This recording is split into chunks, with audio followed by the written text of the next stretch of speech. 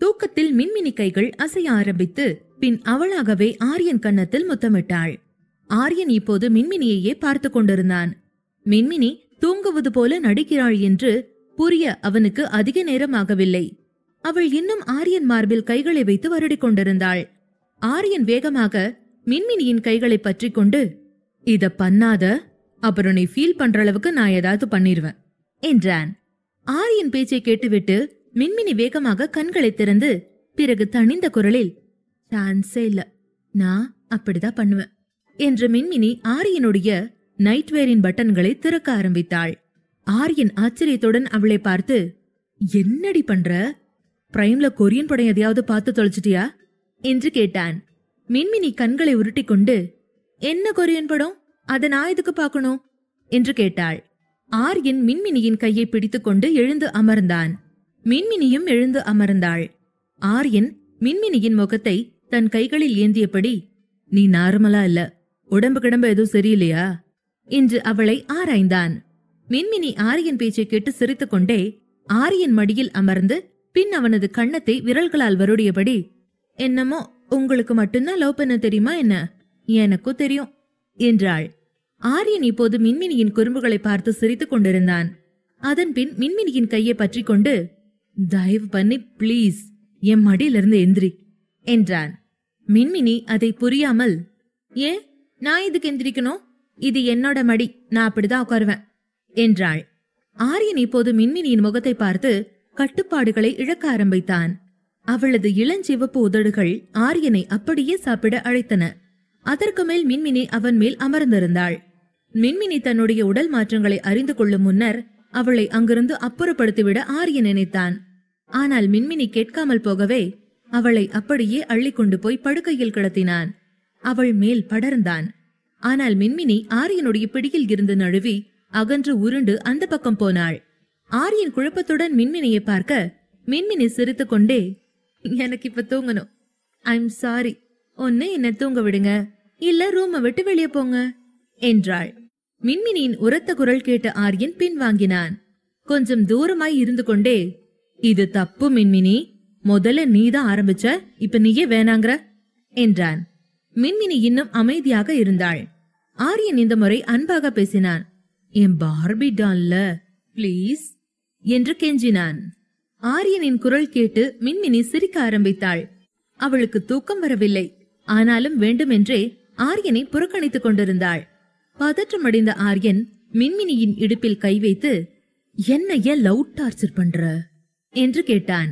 ஆரியன் வேதனையை பார்த்து மேலும் சிரித்த மின்மினி, ஓ, நீங்க என்ன இக்னோர் பண்ணிட்டு போலாம், தப்பில்ல, நான் இக்னோர் பண்ணா மட்டும் அது தெய்வ குத்தமா மாறி போயிடுது போல என்றாள் கிண்டலோடு. ஆரியன் மின்மினியிடம், நான் எப்படி உன்னை இக்னோர் பண்ண? என் வாழ்க்கைய நானே இக்னோர் பண்ண முடியுமா என்று கொஞ்சினான். மின்மினி ஆரியன் கையை இடுப்பிலிருந்து அகற்றி, நோ வேணா, எனக்கு தூக்க வருது என்றாள்.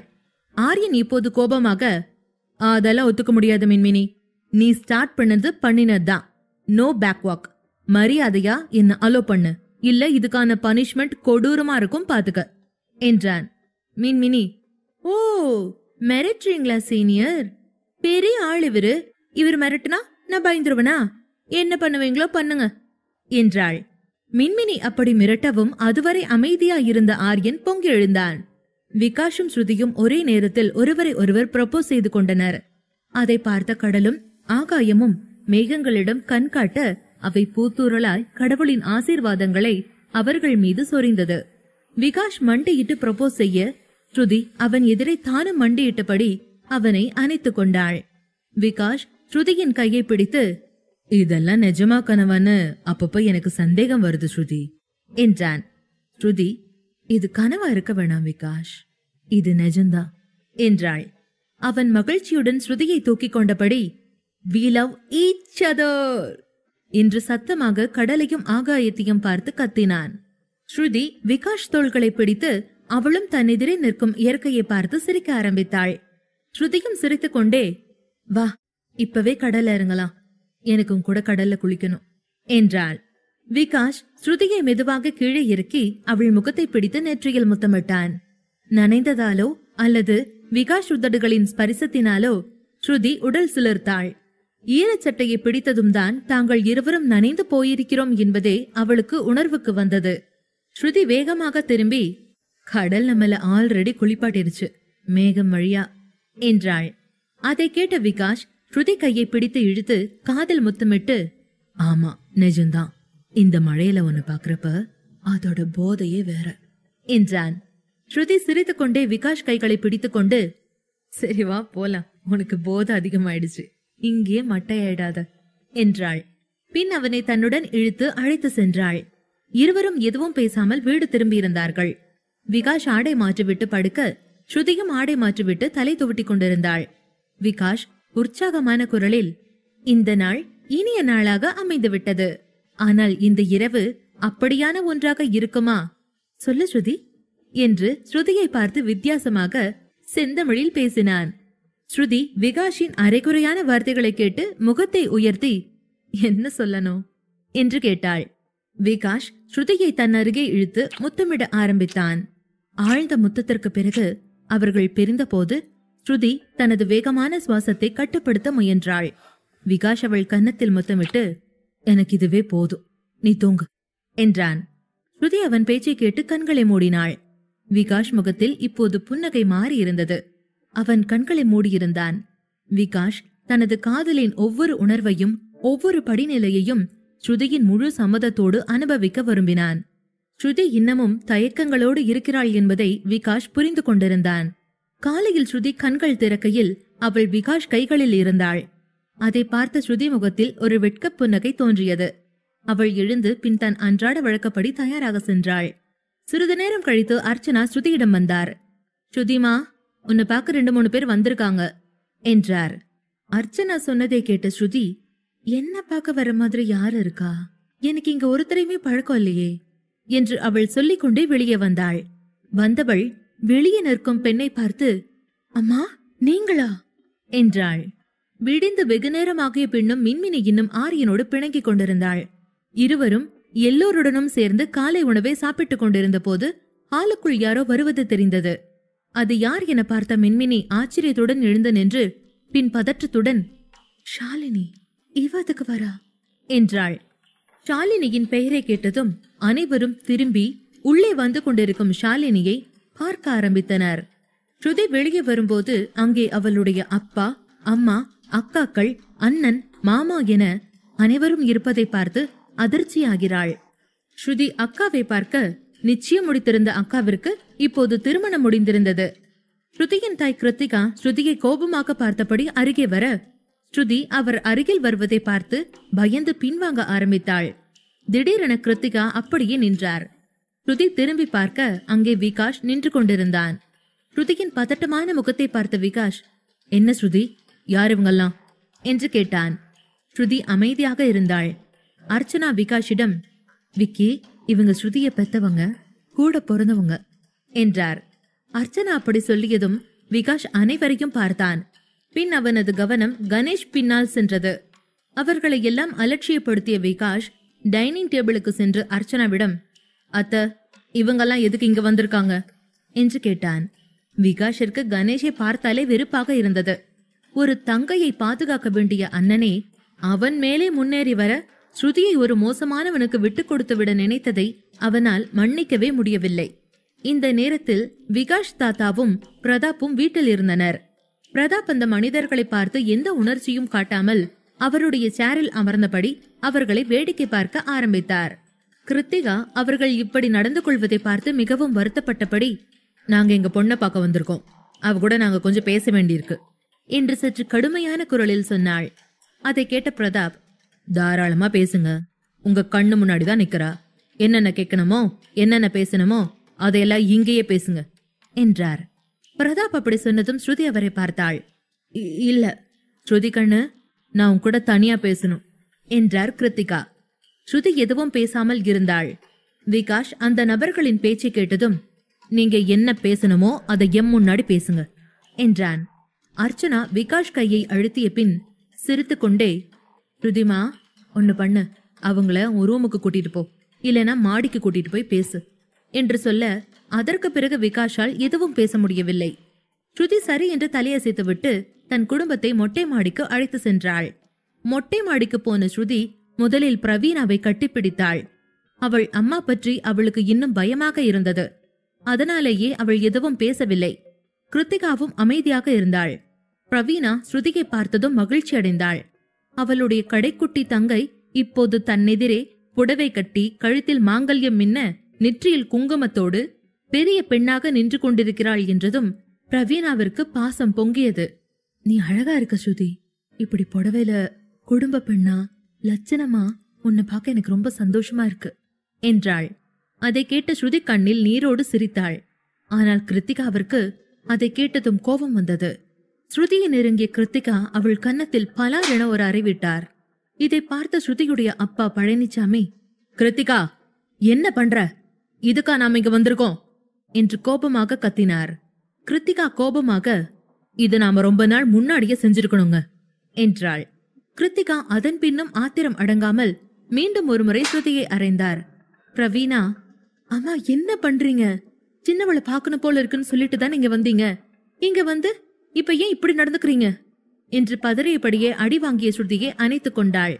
கிருத்திகா கோபத்தில் பொங்கி எழுந்து, இவ நம்ம குடும்பத்துக்கு பண்ணின வேலைக்கு நான் இவள முத்தம் கொஞ்சம் வந்திருக்கேன் நினைச்சியா என்றாள். அவள் சொல்வதை கேட்டு ஸ்ருதி அழுதாள். அம்மா, நீங்க என்னைக்குமே என்ன பாசமா பார்த்ததில்ல. எப்ப பாரு அண்ணன் மேல மட்டும்தான் பாசமா இருந்தீங்க என்றவள் பிரவீனாவிடம் திரும்பி, விடுக்கா, எனக்கு இதெல்லாம் பழகிருச்சு என்றாள். ஸ்ருதி சொல்வதை கேட்டு கிருத்திகாவிற்கு கோபம் வந்தது. ஆமா, உன் அண்ணன் மேல உனக்கு மட்டும் பாசம் போட்டு அடிக்குதா என்ன? நாங்க அரேஞ்ச் பண்ண கல்யாணத்தை விட்டு ஓடி வந்து வேறொரு கல்யாணம் பண்ணிக்கிட்ட. அங்க அந்த சஞ்சய் உன்னை விட்டுட்டு உன் அண்ணனை டார்ச்சர் பண்றான். அதெல்லாம் உனக்கு எங்க புரிய போகுது என்று வார்த்தைகளை உமிழ்ந்தாள்.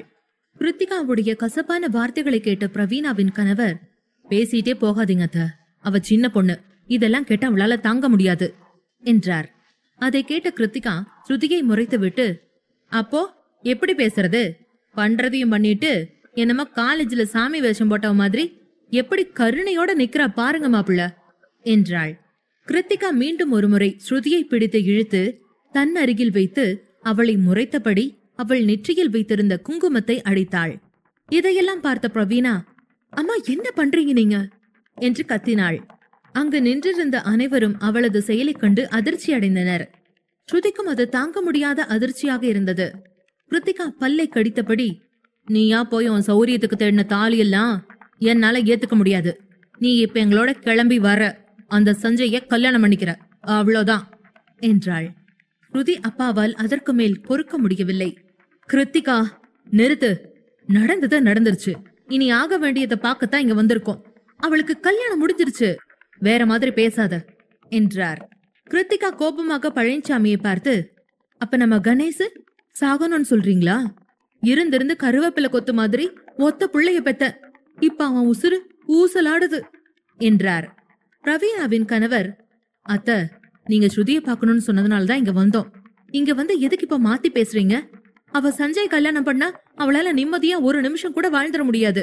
எல்லாம் தெரிஞ்சு ஏன் இப்படி பேசுறீங்க என்று கேட்டபடி அவர் ஸ்ருதியை அருகில் வர சொன்னார். ஸ்ருதி அருகே போக, நீ சந்தோஷமா இருக்கல ஸ்ருதி? இந்த கல்யாணம் உனக்கு நிம்மதியை கொடுத்திருக்குதானே என்று கேட்டார். தன்னுடைய அம்மாவை தன்னுடைய குங்குமத்தை அழித்ததால் ஸ்ருதி மனம் உடைந்து போயிருந்தாள். யார் வேணா எப்ப வேணா மனசு மாறுவாங்க. ஸ்ருதியின் அக்கா கணவர் மறுபடியும் ஒருமுறை, ஸ்ருதி, நான் உன்னதான் கேக்குறேன், நீங்க சந்தோஷமா இருக்கதானே என்றார். அதை பார்த்த கணேஷ் கோபத்தில், அபினவ், போதும், இதுக்கு மேல நீங்க இதுல உள்ள வர வேணாம் என்றான். கணேஷ் ஸ்ருதியை பார்த்து, நீ கட்டாய கல்யாணம் தான் பண்ணிருக்கேன்னு எனக்கு தெரியும். அம்மா சொல்றது சரிதான். இந்த மாதிரி கல்யாணம் எல்லாம் சரிப்பட்டு வராது. எப்ப வேணா நீ நடு ரோட்டுக்கு வந்துடலாம். அம்மா சொல்றத கேட்டுட்டு கூட வா. சஞ்சய் இப்பவும் உன்னை விரும்புறாரு. நீ அவரை கல்யாணம் பண்ணிக்கிறது தான் சரி என்றான். கிருத்திகா ஸ்ருதியிடம் வந்து அவள் தலையை அன்பாக தடவி கொடுத்து கொண்டே, குட்டிமா, அண்ணன் சொல்றதுதாமா யதார்த்தம். இவங்கள எங்களுக்கு தெரியாது. உன்னை இங்க அப்படி தனியா விட்டுற முடியாது. ஆனா சஞ்சய் நம்ம ஏரியா பையன், கூப்பிட்ட குரலுக்கு எதிர்ல வருவான். உன்னை விட்டு நாங்க பிரிய வேண்டி இருக்காது. இந்த கல்யாணம் அர்த்தம் இல்லாத ஒண்ணு. யார் வேணா எப்ப வேணா மனசு மாறுவாங்க. அப்படி மாறுனாங்கன்னா உனக்கு தான் கஷ்டம். உனக்காக பேச அப்ப யாருமே உன் கூட இருக்க மாட்டாங்க என்றாள்.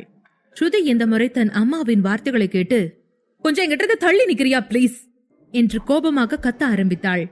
ஸ்ருதி கண்களில் இருந்து கண்ணீர் அவள் முகத்தில் தொடர்ந்து வழிந்து கொண்டிருந்தது. அவள் அழுது கொண்டே, நான் செத்தாலும் சாவேனே தவிர இந்த வீட்டை விட்டோ என் விகாஷ விட்டோ நான் எங்கேயும் வரமாட்டேன் என்றாள். அவள் அழுது கொண்டே அமர்ந்திருந்தாள். ரவீனா அவள் அருகில் சென்று அவளை அணைத்துக் கொண்டாள். பழனிசாமி இப்போது கோபமாக கணேஷ பார்த்தபடியே, உன் பிள்ளை பாசம் உன் கண்ணை மறைக்குது கிருத்திகா. ஸ்ருதியும் நம்ம ரத்தம்தான். அவளுக்கு நீ ஓன் பால் தானே கொடுத்திருக்க, அதெல்லாம் மறந்துடாத என்றார். அதை கேட்ட கிருத்திகா அவருக்கு பதில் அளித்தார். உங்களுக்கு தான் கிறுக்கு பிடிச்சிருக்கு. இவங்க யாரு என்னன்னு தெரியுமா? ஸ்ருதி ஏதாவது பண்ணி எங்கேயாவது வித்துட்டா என்ன பண்ணுவீங்க? போலீஸ்காரன் ஒரு அடி கூடுதலா போட்டானா நம்ம ஸ்ருதி செத்துருவா. அதனாலதான் நான் பயப்படுறேன். நம்ம பொண்ணு நம்ம கூட இருக்கிறது தான் சரி என்றாள். ரவீனாவின் கணவர் அபினவ் கிருத்திகா சொன்னதை கேட்டு, அதுக்காக உங்க பொண்ண நீங்க ஒரு ஊர் பொறுக்கிக்கு ரவுடி பையனுக்கு கட்டி கொடுக்க போறீங்க, அப்படித்தானே என்றார். அதை கேட்ட கிருத்திகா அமைதியானாள். ஆனால் அடுத்த நொடியே ஸ்ருதியிடம் சென்று அவளை தூக்கி நிறுத்தினாள். பேசாம இந்திரி, அமைதியா எங்க கூட வந்துரு, அதான் நல்லது. இந்த கண்ணீர் காவியமெல்லாம் உனக்கு வேண்டாம். இந்த காதல் மண்ணாங்கட்டி இதெல்லாம் கொஞ்ச நேரம் சுகம், கிடைக்கிற வரைக்கும் தான். அதுக்கப்புறம் உன்னை சீப்போன்னு தூக்கி போட்டுட்டு போயிட்டே இருப்பானுங்க. நான் சொல்றத கேட்டு என் கூட நட என்றாள். எங்க வீட்டுல வந்து எங்களை பத்தி இப்படி பேச உங்களுக்கு எவ்வளவு தைரியம் இருக்கும் என்கிற குரல் கேட்டது. இந்த சத்தம் கேட்டதும் அனைவரும் திரும்பி பார்த்தனர். அங்கே விகாஷ் நின்று கொண்டிருந்தான். விகாஷ் ஸ்ருதியை பார்த்து கோபத்துடன் முன்னே சென்று ஸ்ருதியை கிருத்திகாவிடமிருந்து விலக்கினான். ஸ்ருதியின் கலைந்த கூந்தலையும் அவளது நெற்றி குங்குமம் அழிக்கப்பட்ட விதத்தையும் பார்த்த விகாஷிற்கு அந்த மனிதர்கள் ஸ்ருதியை என்ன செய்திருப்பார்கள், என்ன சொல்லி டார்ச்சர் செய்திருப்பார்கள் என்பது புரிய வந்தது. இதனாலேயே இது நடந்துவிடக் கூடாது என்றே ஸ்ருதியை இவர்களுடன் தனியாக விட விகாஷ் விரும்பவில்லை. ஸ்ருதியும் அவள் அம்மாவுக்கு பயப்படுகிறாள் என்பது அவனுக்கு நன்றாக தெரியும். ஒருவேளை அம்மா சென்டிமெண்டாக பேசினால் அவள் மனம் மாறிவிடுவாள். அவள் அவ்வளவு குழப்பத்தோடுதான் வீட்டை விட்டு வெளியேறி இருந்ததால் ஸ்ருதி ஒருவேளை அம்மா பேச்சை கேட்க முடிவு செய்தாலும் செய்யலாம்.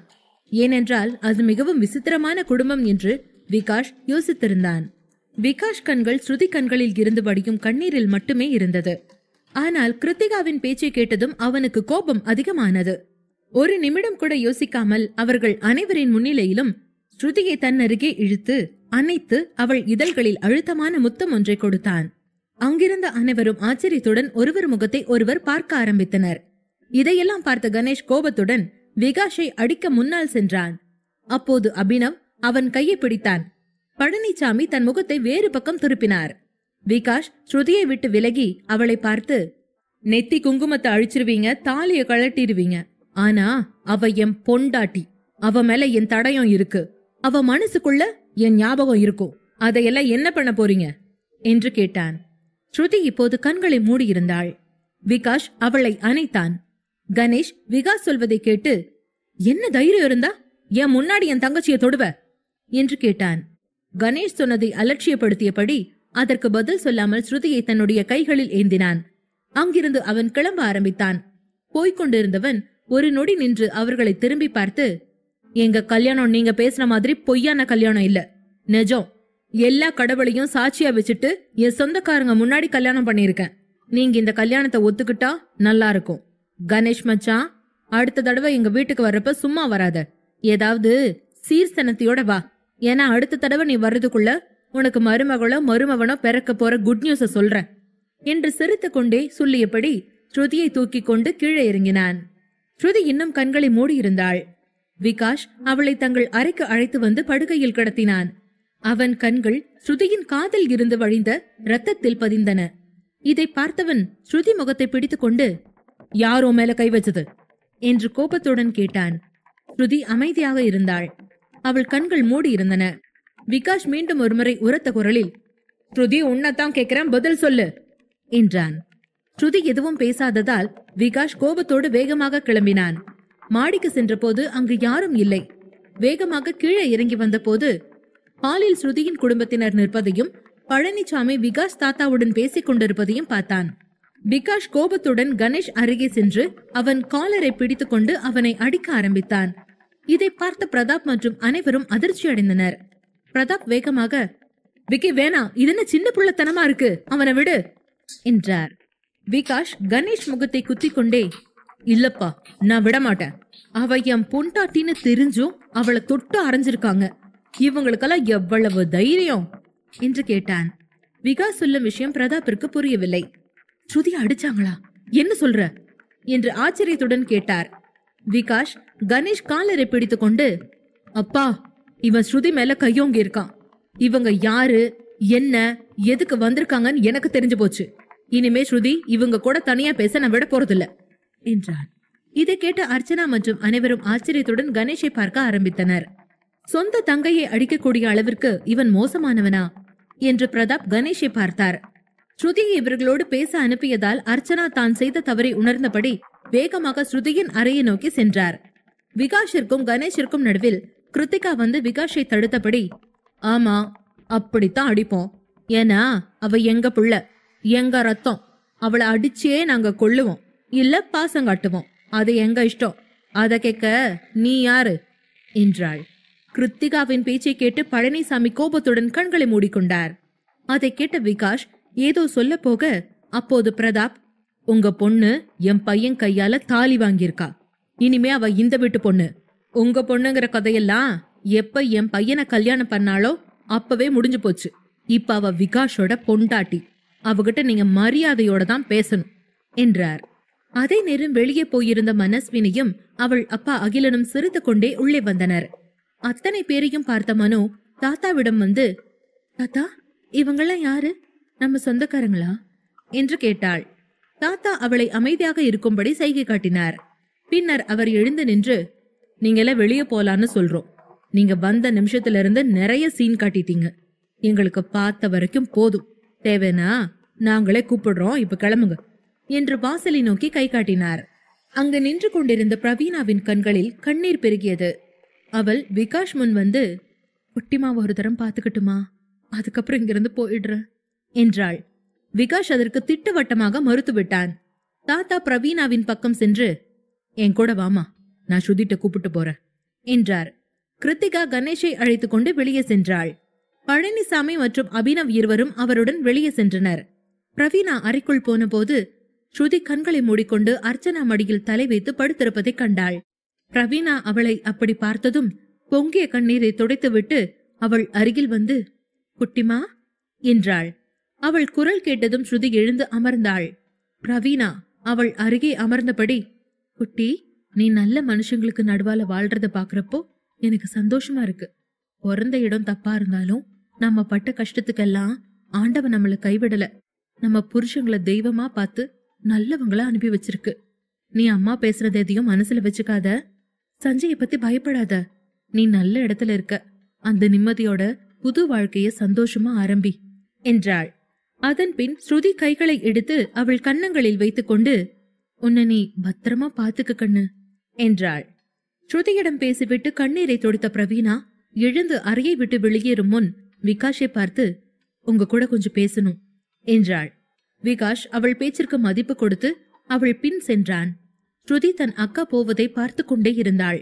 பிரவீனா கீழே இறங்கி வந்து, எங்க குட்டிமா நல்லா படிப்பா, அவளுக்கு படிக்கணும்னு ரொம்ப ஆசை. பிஜில பாதிலேயே ஓடி வந்துட்டா. நீங்க எங்க பொண்ண படிக்க வைக்கணும் என்றபடி அங்கிருந்த டேபிளில் தன்னுடைய எண்ணை ஒரு நியூஸ் பேப்பரில் எழுதினாள். அதை விகாஷ் கையில் கொடுத்துவிட்டு, நீங்க எப்பனாலும் என்ன கூப்பிடுங்க, நான் என் புருஷன் வீட்டுலதான் இருப்பேன் என்றாள். அதன் பின் அனைவருக்கும் வணக்கம் சொல்லிவிட்டு வெளியேறினாள். விகாஷ் அந்த எண்ணை உற்று பார்த்தான். சிதம்பர விலாஸ் வீட்டில் மின்மினி தன் இருக்கையை விட்டு எழுந்து ஷாலினியை பார்த்து, ஆச்சி இவ எதுக்கு இங்க மறுபடி வந்திருக்கா என்று கோபமாக கேட்க, ஆரியன் எழுந்து மின்மினியை பிடித்து தன் அருகில் இழுத்து, சும்மா இருமினி, நான் தான் அவளை கூப்பிட்டேன் என்றான். மின்மினி ஆரியன் சொன்னதால் குழப்பமடைந்து அவனை பார்க்க ஆரம்பித்தாள். ஆரியன் ஒரு பணியாளிடம் ஷாலினியின் உடைமைகளை அவளது அறையில் வைக்க சொல்லிவிட்டு நின்று கொண்டு ஷாலினியை முறைத்துக் கொண்டிருந்த மின்மினியை மீண்டும் அவளது இடத்தில் உட்கார வைத்தான். மின்மினி இப்போது ஆரியனை பார்க்க ஆரம்பித்தாள். இதை கவனித்த ஆச்சி சூழ்நிலையை மாற்ற, மின்மினி காலேஜுக்கு லேட் ஆகுது பாரு, நீ கிளம்பு என்றார். அவள் மௌனமாக எழ ஆரியன் ஒரு கிளாஸ் ஜூஸை நீட்டி, இத குடி, நான் உன்னை காலேஜ்ல டிராப் பண்றேன் என்றான். மின்மினிக்கு எரிச்சல் அதிகமாகவே, ஜூஸை வாங்கி டொக்கென்று கீழே வைத்துவிட்டு அங்கிருந்து அவள் அறைக்கு போனாள். ஆரியன் வேகமாக எழுந்து அவளை பின்தொடர்ந்தான். அறைக்கு வந்த மின்மினி கட்டிலின் அருகில் அமர்ந்து அழ ஆரம்பித்தாள். ஆரியன் வேகமாக அவள் அருகில் வர, மின்மினி, என் பக்கத்துல வராதீங்க ஆரியன் என்று கத்தினாள்.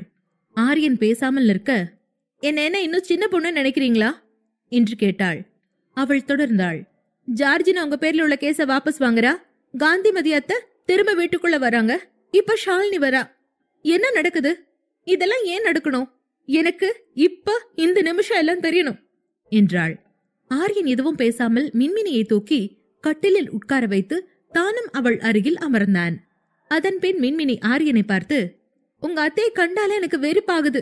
எதுக்கு இங்க வந்திருக்காங்க என்று கேட்டாள். ஆரியன் மின்மினியை பார்த்து, உனக்கு எல்லாத்தையும் தெரிஞ்சுக்க எல்லா உரிமையும் இருக்கு மினி. ஆனா அதெல்லாம் தெரிஞ்சா ரொம்ப கஷ்டப்படுவ. அதான் சொல்லாம இருக்கேன். இவங்க யாரும் நம்ம வாழ்க்கைக்கு நடுவுல வராம நான் பாத்துக்கிறேன். என்ன நம்பு என்றான். அதே மாதிரி ஜார்ஜினா கேஸ வாபஸ் வாங்கின விஷயத்துல எனக்கு ஹெல்ப் பண்ணது ஷாலினி தான். செக்ஷுவல் அசால்ட் கம்ப்ளைண்ட் பத்தி உனக்கு தெரியாத மின்மினி. ஷாலினி மட்டும் ஜார்ஜினாவை கன்வின்ஸ் பண்ணாம இருந்திருந்தா இந்நேரம் நான் உன் பக்கத்துல இப்படி நின்னு பேசிட்டு இருந்திருக்க முடியாது என்றான். மின்மினி ஆரியனை கண்ணிமைக்காமல் பார்த்து கொண்டிருந்தாள். நம்ம வாழ்க்கையில இனி ஷாலினி வரமாட்டா, அதுக்கு நான் கேரண்டி. மீதி விஷயம் எல்லாம் பேச இது நேரம் இல்ல. காந்திமதி அத்தை இங்க மறுபடி வர இன்னொரு காரணம் இருக்கு. அத ஆச்சிதான் ரிவல் பண்ணணும் என்றான். ஆரியனின் வார்த்தைகளால் மின்மினியின் மனம் அமைதியாகவில்லை.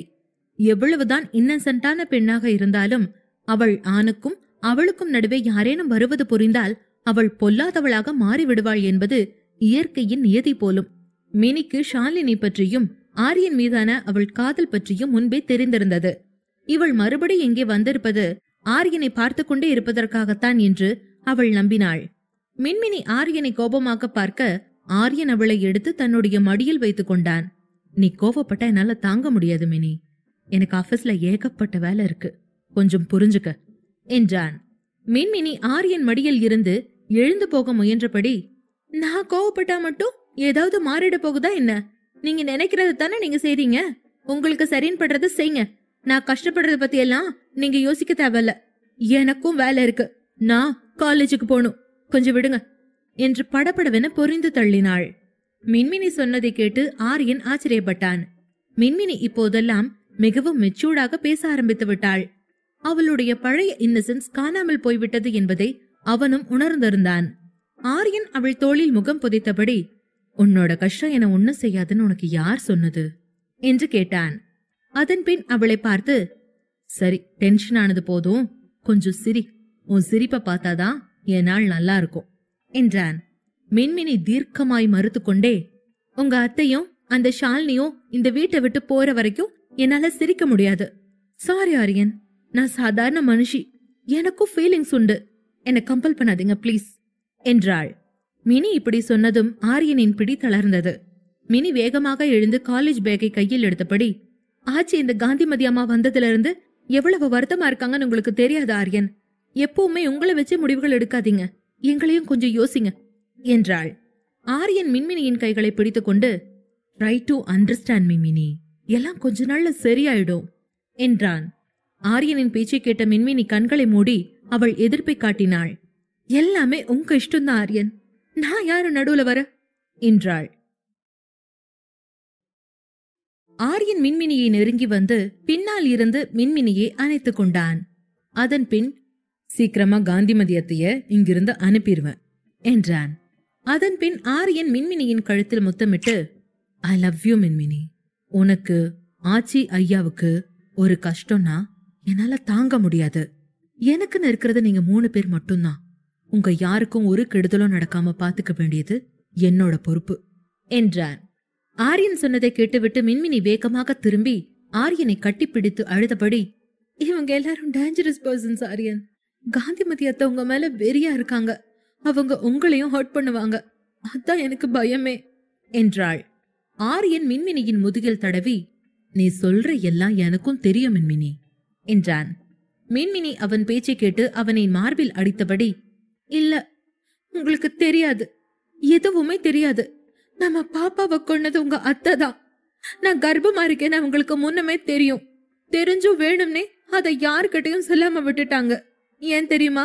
அவங்க நம்ம பாப்பா செத்து போகணும்னு ஆசைப்பட்டாங்க. அதுக்காக தான் பப்பாளி கூட சாப்பிட சொன்னாங்க. ஆனா நான் சாப்பிடல. இது எதுவுமே உங்களுக்கு தெரியாது என்றாள். மின்மினியின் வார்த்தைகளை கேட்டு ஆரியன் அதிர்ந்தான். ஆனால் சட்டென தனது உணர்ச்சிகளை கட்டுப்படுத்தி மின்மினியை பிடித்து தன் கைகளில் இறுக்கமாக அணைத்துக் கொண்டான். இருவரும் சிறிது நேரம் அப்படியே இருந்தனர். அவள் அழுதழுது சோர்ந்திருந்தாள். ஆரியன் மார்பில் சாய்ந்து கொண்டாள். அவளை தன் கைகளில் தூக்கிக் கொண்டு மெதுவாக மின்மினியை கட்டிலில் படுக்க வைத்து போர்வையால் போர்த்தி அவள் அருகில் அமர்ந்தான். கண்களில் இருந்த ஈரத்தை கைகளால் வெளியே வராமல் தடுத்து நிறுத்தினான் ஆரியன். நான் ஏன் இவ்ளோ அன்லக்கியா இருக்கேன் மின்மினி? எப்பெல்லாம் எனக்கு நல்லது நடக்குதோ கூடவே ஒரு கெட்டதும் நடக்குது. என்னால் இதெல்லாம் பொறுத்துக்க முடியல என்றான். இருவருக்குள்ளும் எல்லாம் நல்லபடியாக நடந்து கொண்டிருந்தது உண்மைதான். ஆனால் காந்திமதி இந்தியாவிற்கு திரும்பி வந்ததில் இருந்து அவர்களின் மகிழ்ச்சியை பறிக்க அவள் ஒவ்வொரு முயற்சியாக எடுத்துக்கொண்டே இருந்தாள். ஆரியன் மின்மினியின் நெற்றியில் முத்தமிட்டுவிட்டு எழுந்து வெளியே நடந்தான். அவன் வேகமாக இறங்கி காந்திமதி அறையை அடைந்தான். அங்கே காந்திமதி படுக்கையில் படுத்திருக்க ஆரியன் அங்கு வைக்கப்பட்டிருந்த பிளவர் வாஷை எடுத்து நிலை கண்ணாடியில் அடித்தான். அவனது செயல் கண்டு பயந்து எழுந்தாள் காந்திமதி. காந்திமதி, ஆர்யா, என் மருமவனே, எதுக்குப்பா இவ்ளோ கோவப்படுற என்று கேட்டாள். ஆரியன் கோபமாக பல்லை கடித்துக் கொண்டு, நாளைக்கு ஜார்ஜினாவும் வின்சென்ட்டும் வரலேனா அப்புறம் ஷாலினியும் அவ குழந்தையும் நீ பார்க்க முடியாமே போயிடும் பாத்துக்க என்று ஒருமையில் காந்திமதியை பார்த்து கத்தினான். அதை கேட்ட காந்திமதி பயந்தாலும் அதை காட்டிக்கொள்ளாமல், இல்லப்பா, நான் உன்கிட்ட முன்னாடியே சொன்ன மாதிரி நான் செஞ்ச தப்பு எல்லாத்தையும் நானே சரி செஞ்சிடுறேன் என்றாள். ஆரியன் காந்திமதியை பார்த்து வில்லங்கமாக சிரித்து கொண்டே, ரொம்ப நேரம் இல்லத்த பாத்துக்க, ஏன்னா நீ பெத்து வச்சிருக்கிற சீமராஜா குழந்தைக்கு ஷாலினி அம்மா ஆக போறா. அந்த குழந்தை நல்லபடியா பிறக்கணும்னு நீ நினைச்சா சொன்னதை செய் என்றான். சத்தம் கேட்டு காந்திமதியின் அறைக்கு ஆச்சி வர அவளை பார்த்த ஆரியன் அவளிடம் வந்து, ஆச்சி, எனக்கு இந்த பொம்பளை யாரு என்னங்கிற உண்மை முழுசா தெரியணும். நீங்களும் ஐயாவும் என்கிட்ட எதையோ சொல்லாம மறைக்கிறீங்கன்னு எனக்கு ரொம்ப நாளாவே தெரியும் என்றான் ஆத்திரம் தீராமல். அப்போது சித்தார்த் அங்கே வந்தான். ஆரியன் அருகில் வந்த சித்தார்த், நீ முதல்ல இங்கிருந்து வெளியே வா, நான் எல்லாத்தையும் சொல்றேன் என்றான். காந்திமதி அறையில் இருந்து ஆரியன் வெளியே வந்தான். சித்தார்த் அவனை அழைத்துக் கொண்டு, இனி நமக்கு ஷாலினி காந்திமதி தேவையில்ல ஆரியன். ஜார்ஜினா வின்சென்ட்ட போலீஸ் அரெஸ்ட் பண்ணிட்டாங்க என்றான். சில மாதங்களுக்கு முன்பு ஆரியன் ஷாலினியையும் அவள் தந்தையையும் கடத்தி சென்று தன்னுடன் ஆட்களை காவலுக்கு வைத்திருந்ததன் காரணம் அவர்கள் இருவரும் ராஜை சிறையில் இருந்து விடுவிக்க முயன்றனர். அந்த நேரத்தில்தான் ராஜின் குழந்தைக்கு ஷாலினி அம்மாவாக போகிறாள் என்று ஆரியனுக்கு தெரிந்தது. தன் மகன் ராஜை ஜெயிலுக்கு அனுப்பிய ஆரியனை காந்திமதி, ஜார்ஜினா மற்றும் வின்சென்ட் மூலம் ஆரியனை சிக்க வைத்து ஜெயிலுக்கு அனுப்ப முயன்றார். ஆனால் ஆரியன் ஷாலினியை பகடையாக பயன்படுத்தி அந்த ஆட்டத்தை முறியடித்தான். மறுபுறம் விகாஷ் போலீஸ் நிலையத்திற்கு செல்ல வேண்டியிருந்தது.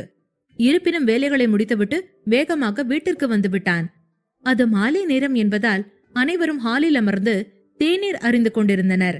விகாஷ் உள்ளே வருவதை பார்த்ததும், கல்யாணம் ஆனா போதும், டியூட்டியாவது மண்ணாவதுன்னு சீக்கிரமா வீட்டுக்கு வந்துடுறான் பாத்தீங்களா என்று தாத்தா விகாஷை கிண்டல் செய்ய, விகாஷ் அவர்கள் எல்லோரையும் ஒரு பார்வை பார்த்துவிட்டு வேகமாக மாடிக்கு சென்றான். பிரதாப் அவனை பார்த்து லேசாக சிரித்தார். விகாஷ் அறைக்குள் நுழையும் போது ஸ்ருதி கட்டிலிற்கு பக்கத்தில் முட்டியில் தலை வைத்து அமர்ந்திருந்தாள். இருவரின் கண்களும் ஒரு கணம் சந்தித்தன. ஆனால் விகாஷ் அங்கிருந்து தனது ஆடைகளை விரைவாக எடுத்துக்கொண்டு உடை மாற்ற சென்றான். விகாஷ் பாத்ரூமிலிருந்து வெளியே வரும்போது ஸ்ருதி தனக்கு டீ கொண்டு வந்திருப்பதை பார்த்தான். டீ கொடுத்துவிட்டு அவள் நகர விகாஷ் அவள் கையை பிடித்து, உட்கார் என்றான். ஸ்ருதி சரி என்று தலையசைத்துவிட்டு படுக்கையில் அமர்ந்தாள். விகாஷ் டீயை மேஜை மீது வைத்துவிட்டு அவள் அருகில் வந்து ஸ்ருதி மடியில் தலை வைத்தான். ஸ்ருதி ஒரு கணம் தயங்கினாலும் அடுத்த கணம் சரியாக எழுந்து உட்கார்ந்து, தலைவலிக்குதா விகாஸ் என்று தலையை பிடித்துவிட ஆரம்பித்தாள். விகாஷ் மெதுவாக, போதும் ஸ்ருதி, நான் சும்மாதான் படுத்தேன் என்றான். உண்மையில் விகாஷ் ஸ்ருதியிடம் தன்னுடன் நேரத்தை செலவிடும்படி கேட்க விரும்பினான். ஆனால் அவளுக்கு அது புரியாமல் போகவே அமைதியாய் இருந்தான். ஸ்ருதியும் சரியாக அமர்ந்து விகாஷ் தலையை மசாஜ் செய்ய ஆரம்பித்தாள். லஞ்ச் சாப்பிட்டியா விகாஷ் என்று கேட்டாள். சாப்பிட்டேன் என்ற விகாஷ் மடியில் இருந்தபடி, விகாஷ், நீ சாப்பிட்டியா ஸ்ருதி என்று கேட்டான். ஸ்ருதி மௌனமாக இருப்பதை பார்த்த விகாஷ் ஸ்ருதியை தன் அருகில் இழுத்து கொண்டான். அவளை தன் மார்பில் அணைத்து கொண்டு, இந்த உலகத்துல என்ன நடந்தாலும் நீ சாப்பிடுறத நிறுத்தக்கூடாது. நான் விகாஷ், இன்ஸ்பெக்டர் ஆஃப் போலீஸ், உனக்கு ஆர்டர் போடுறேன். இதை நீ ஃபாலோ பண்ணியே ஆகணும் என்றான். அவன் சொன்னதை கேட்டு விகாஷை இருக்க கட்டிப்பிடித்த ஸ்ருதி, சரி, இனிமே இந்த மாதிரி நடக்காம பாத்துக்கிறேன் ஆபீசர். இந்த ஒரு வாட்டி மன்னிச்சு விட்டுருங்க என்றாள். விகாஷ் அவள் சொல்வதை கேட்டு சிரித்து விட்டு, ஸ்ருதி, இனிமே நீ சந்தோஷமா இருக்கிறத மட்டும் நாங்க எல்லாரும் பார்க்க ஆசைப்படுறோம். நான் சொல்றது உனக்கு புரியுதா என்று கேட்டான். அவன் சொல்வதை கேட்டவள் அவன் கண்களை பார்த்து கொண்டே கொஞ்சம் கொஞ்சமாக அவனை நெருங்கி அவனை மீண்டும் அணைத்து கொண்டு மெதுவாக, எனக்கு எல்லாம் புரியுது விகாஷ். நீங்க எல்லாரும் என்ன அளவு கடந்து பத்திரமா பாத்துக்கணும்னு நினைக்கிறீங்க. ஆனா என்றாள். விகாஷ் ஸ்ருதியின் தலைமுடியை வருடி, ஆனா என்ன என்று கேட்டான். ஸ்ருதி விகாஷின் சட்டையை இறுக்கி, ஆனா என் அண்ணனுக்கு ஏதாவது ஆச்சுன்னா நான் அந்த குற்ற உணர்ச்சியிலேயே செத்தாலும் செத்துருவேன் என்றாள். ஸ்ருதி சொன்னதை கேட்டு கோபம் அடைந்த விகாஷ் ஆத்திரத்தில் ஸ்ருதியிடமிருந்து பிரிந்து சென்றான். ஸ்ருதி திகைத்து பார்க்க விகாஷ் ஒருமுறை ஸ்ருதியோடு தோளோடு சேர்த்து தன் அருகில் இழுத்து, அப்புறம் எதுக்கு நான் உன்னை கல்யாணம் பண்ணிருக்கேன் ஸ்ருதி? அந்த ஆண்மையே இல்லாதவனுக்கு உன்னை பொண்டாட்டியா தத்து கொடுக்கவா என்று கோபத்துடன் பல்லை கடித்தான். ஸ்ருதி கோபப்படும் விகாஷை ஆச்சரியத்துடன் பார்க்க ஆரம்பித்தாள். மேலே மொட்டை மாடிக்கு விகாஷ் வரும்போது ஸ்ருதியின் மச்சான் அபினவ் பேசிக் கொண்டிருந்ததை கேட்ட விகாஷிற்கு அவர்கள் சஞ்சயை திருமணம் செய்து கொள்ள ஸ்ருதியை வற்புறுத்துகிறார்கள் என்ற எண்ணம் தோன்றியது. அதனாலேயே அவன் அப்படி பேசினான். விகாஷின் கோபத்தை கண்டு ஸ்ருதி சற்று பயந்தாள். ஆனாலும் அவள் தொண்டையிலிருந்து எச்சிலை விழுங்கிக் கொண்டு, என்ன சொல்ற விக்கி, நான் அப்படி ஒன்னும் என்று எதையோ பேச வாயெடுத்தாள். ஸ்ருதி மேற்கொண்டு எதுவும் பேசுவதற்குள் விகாஷ் தன் பிடியை இறுக்கிக் கொண்டு, என்ன ஸ்ருதி, நீ உன்னை பத்தியோ உன்னோட சந்தோஷத்தை பத்தியோ கொஞ்சம் கூட யோசிக்காம தான் பெரிய ஆகணும்னு உன்னை அதுக்கு அடமானம் வைக்க நினைச்ச ஓ அண்ணனுக்காக இவ்வளவு யோசிக்கிற? அப்ப இவ்ளோ நாளா நான் உன்னை பத்திரமா பாத்துக்கிட்டது எல்லாமே வேஸ்டா? இவ்ளோதானா நீ? இதுக்காக உன்னை நான் என் பொறுப்புல இவ்ளோ நாளா பாத்துக்கிட்டு இருந்தேன் என்று கேட்டான். விகாஷ் இறுக்கமான பிடியையும் அவன் கோபத்தையும் உணர்ந்த ஸ்ருதி கண்களில் நீர் வழிந்து கன்னங்களில் உருண்டு, பிளீஸ் விகாஷ், கோவப்படாத, டென்ஷன் ஆகாத என்று அழுதாள். ஸ்ருதி அழுதவுடன் தான் தன்னையும் அறியாமல் ஸ்ருதி மனதை காயப்படுத்தியதை உணர்ந்தான். அவளை விலக்கிவிட்டு அவள் முகத்தை கையில் ஏந்தி ஏதோ சொல்ல வந்தான். அப்போது அண்ணே என்று கத்தியபடி மனு உள்ளே வந்தாள். ஸ்ருதி விகாஷ் இருவரும் மனுவின் குரலை கேட்டு அவசரமாக எழுந்தனர். ஸ்ருதி வேகமாக மறுபுறம் திரும்பி கண்ணீரை துடைத்துவிட்டு மனுவை நோக்கி நகர்ந்தாள். ஆனால் அவளை பார்த்த மனு, அண்ணி ஏன் அழறீங்க என்று கேட்டாள். மனு அப்படி கேட்டதும் விகாஷ் அவளை பார்க்க தொடங்க அவளுடைய கேள்வியை கேட்டு ஸ்ருதி மீண்டும் அமைதியானாள். ஸ்ருதியின் கையை பிடித்த மனு, அண்ணா திட்டினாரா? இவன்லாம் ஒரு ஆளுன்னு இதுக்கெல்லாம் அழுவீங்க? நாங்களே இவனை மதிக்கவே மாட்டோம். நான் சொல்றது சரிதானே? என் சிரிப்பு போலீஸ் என்று கேட்க ஸ்ருதி தலையை ஆட்டி மறுத்தபடி, கால் வலிக்குது மனு, அதான் என்றாள். மனு அவள் சொல்வதை கேட்டு, சரி காலை காட்டுங்க, நான் பிடிச்சு விடுறேன் என்றாள். ஸ்ருதி வேகமாக மனுவின் கையை பிடித்து, இல்ல இல்ல, வலி இப்ப பரவாயில்ல, குறைஞ்சிருச்சு என்றாள். ஸ்ருதி சொல்வதை கேட்டு விகாஷ் சற்று மோசமாக உணர்ந்தான். வேகமாக அறையை விட்டு வெளியேறினான். விகாஷிற்கு தன் கோபத்தை எப்படி கட்டுப்படுத்துவது என்று நன்றாக தெரியும். ஆனால் சில சமயங்களில் அவனால் தன்னை அடக்கிக் கொள்ள முடியாமல் போகும். இன்றும் அப்படித்தான் நடந்தது. மனஸ்வினி ஸ்ருதியோடு இருக்க இன்று என்ன நடந்தாலும் ஸ்ருதி எதை பற்றியும் அதிகம் யோசிக்க கூடாது என்று அர்ச்சனால் தன்னால் இயன்றவரை முயன்று கொண்டிருந்தாள். இரவு உணவிற்கு அனைவரும் ஒன்றாக அமர்ந்திருந்தனர். ஸ்ருதி மற்றும் அர்ச்சனா இருவரும் உணவு பரிமாறினார்கள். மனு அவள் அம்மாவிடம் ஸ்ருதி அழுது கொண்டிருந்த விஷயம் பற்றி எல்லாவற்றையும் சொல்லிவிட்டதால் அர்ச்சனாவின் கண்கள் ஸ்ருதி மற்றும் விகாஷ் மீது மட்டுமே இருந்தது. அவர்களுக்குள்ளும் ஏதோ டென்ஷன் இருப்பதை அவள் நன்றாகவே புரிந்து கொண்டிருந்தாள். அனைவரும் சாப்பிட்டு முடித்ததும் கிச்சன் விளக்குகளை அணைத்துவிட்டு ஸ்ருதி மாடிக்கு போகவிருக்க அதை பார்த்த அர்ச்சனா அவள் கையை பிடித்து ஹாலிற்கு அழைத்து வந்தார். ஸ்ருதியை தன் அருகில் உட்கார வைத்து, நான் உன்கிட்ட ஒரு விஷயம் சொல்லணும், நான் சொல்றத கேப்பியா என்று கேட்டார். கேக்குறமா, சொல்லுங்க என்று தலையசைத்தாள் ஸ்ருதி. ஸ்ருதியின் கையை பிடித்து லேசாக அழுத்திய அர்ச்சனா, உன் கல்யாண வாழ்க்கையில உன் குடும்ப ஆட்கள் உள்ள நுழையாம பாத்துக்க ஸ்ருதி. அவங்க வந்தாங்கன்னா உங்க 2 பேர் நிம்மதியும் கெட்டு போயிடும் என்று அர்ச்சனா கூடவே, நீ நினைக்கிற மாதிரி அவங்க உன்னோட நல்ல வாழ்க்கை மேல அக்கறை உள்ளவர்களா இருந்திருந்தா உங்க மனசு புண்படுற மாதிரி பேசினதுக்கு பதிலா உன்னை சந்தோஷமா வாழ்த்தி ஆசீர்வாதம் பண்ணிட்டு போயிருப்பாங்க. அவங்க அதுக்கு பதிலா உன்னை மிரட்டிட்டு நீ நல்லா வாழ்றியான்னு பாத்துடுறேன்னு சபிச்சுட்டு போயிருக்காங்க. இதுல இருந்து நீயாவே சில விஷயங்களை புரிஞ்சுக்கணும் ஸ்ருதி என்று சொல்லிவிட்டு அங்கிருந்து கிளம்பினார் அர்ச்சனா. அர்ச்சனா பேச பேச ஸ்ருதி கண்கள் மீண்டும் ஒருமுறை கண்ணீரால் நிரம்பி வழிந்தாலும் அவள் அடக்கிக் கொண்டாள். எதுவும் சொல்லாமல் அவளும் எழுந்து அறையை அடைந்தாள். அங்கே விகாஷ் இல்லை. ஸ்ருதி அவனை தேட ஆரம்பிக்க ஸ்ருதியின் போன் சினுங்கியது. அதில் விகாஷ் தான் மெசேஜ் அனுப்பியிருந்தான். தான் மொட்டை மாடியில் இருப்பதாகவும் அவளை அங்கே வருமாறும் அதில் சொல்லியிருந்தான். அதை பார்த்ததும் ஸ்ருதி கொஞ்சம் பயந்தாள். நிச்சயம் கொஞ்சம் முன் பாதையில் விட்ட திட்டுக்களை அவன் தொடரப் போகிறான். அதற்காகத்தான் மாடிக்கு வர சொல்லியிருக்கிறான் என்று நினைத்தாள். அர்ச்சனா அவளை உட்கார வைத்து பேசியதில் விகாஷ் அவள் மீது கோபப்படுவது நியாயமானது என்பது அவளுக்கு புரிந்திருந்தது. ஸ்ருதி எதையோ நினைத்து பயந்து கொண்டு மாடிக்கு செல்ல ஆரம்பித்தாள். நெஞ்சில் கை வைத்து படபடப்பை அடக்கிக் கொண்டு மூச்சை இழுத்து வெளியே விட்டு மொட்டை மாடி கதவை அவள் திறக்க அவள் எதிரே இருந்தவற்றை பார்த்து அவள் கண்கள் ஆச்சரியத்தில் விரிந்தன. அவள் கண்முன் ரோஜாக்களால் அலங்கரிக்கப்பட்ட பெரிய எழுத்துக்களில் ஐ எம் சாரி குட்டிமா என்று எழுதப்பட்டிருந்தது. கூடவே ரோஜா பூக்களால் ஒரு ஸ்மைலியும் போடப்பட்டிருந்தது. அதை பார்த்ததும் அந்த ஸ்மைலியில் இருந்த புன்னகை ஸ்ருதி உதடுகளில் தொற்றிக்கொண்டது. அப்போது பின்னிருந்து யாரோ அவளை இழுத்த போது அவள் சட்டென்று முன்னோக்கி நகர்ந்தாள். அது விகாஷ் என்பது அவளுக்கும் தெரியும். ஸ்ருதி விகாஷ் முகத்தை நேரிட்டு பார்த்து ஐ எம் சாரி டு என்றாள். விகாஷ் அவள் மெலிந்த இடுப்பை சுற்றி கையை போட்டு அவளை தன்னருகே இழுத்தபடி, நீ எதுக்கு சாரி சொல்ற சட்டர் பாக்ஸ் என்றான். ஸ்ருதி விகாஷ் மார்பில் தலை வைத்தபடி, சி நான் சாரி கேட்டா நீ ஓகே மன்னிச்சிட்டேன்னு சொல்லு, அவ்வளோ போதும். ஏன் எதுக்கு நல்லா கேட்டுக்கிட்டே இருந்தேன்னா நான் நெக்ஸ்ட் இந்த சாரி கூட சொல்ல மாட்டேன் பாத்துக்க என்றாள். அவள் சொல்வதை கேட்டு விகாஷ் சிரித்தான். மை டியர் ரவுடி பேபி என்று ஸ்ருதியை தட்டி கொடுத்து கொண்டு அவள் கையை பிடித்து மொட்டை மாடியின் மற்றொரு பக்கத்திற்கு அழைத்து போனான். அங்கே அவன் செய்திருந்த விஷயங்களை பார்த்து ஸ்ருதி ஆச்சரியமானாள். ஏ விக்ஸ், உனக்கு என்ன கிறுக்கா? இதெல்லாம் என்ன என்று கேட்டாள். அதை கேட்ட விகாஷ், இன்னைக்கு எனக்கு மனசு ரொம்ப நிம்மதியா இருக்கு ஸ்ருதி. இந்த ஆகாயம் பார்த்து நான் உன் கூட படுக்கணும்னு ஆசையா இருக்கு. நானும் நீயும் இன்னைக்கு இந்த மொட்டை மாடியில தான் தூங்க போறோம் என்றான் காதலுடன். அவன் சொல்வதை கேட்டு அவனை பின்தொடர்வதை நிறுத்திய ஸ்ருதி, காலையில எந்திரிக்கிறப்ப நம்ம எலும்புதான் மிஞ்சும், ஏன்னா கொசு நம்ம ரத்தம் சதை எல்லாத்தையும் கொண்டு போயிரும் என்றாள்.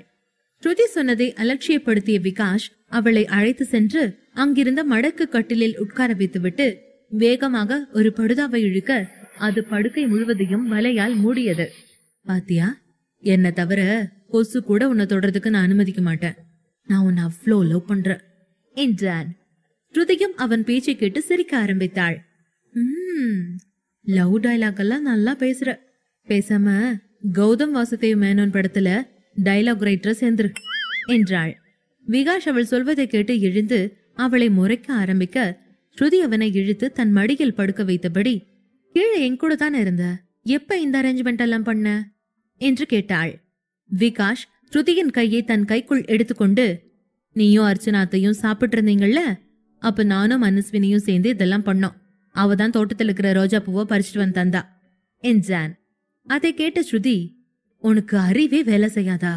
அவ சின்ன பொண்ணு, அவளை போய் இந்த பெட் அரேஞ்ச்மெண்ட்ஸ் எல்லாம் பண்ண சொன்னியா என்று கோபமாக பேசினாள்.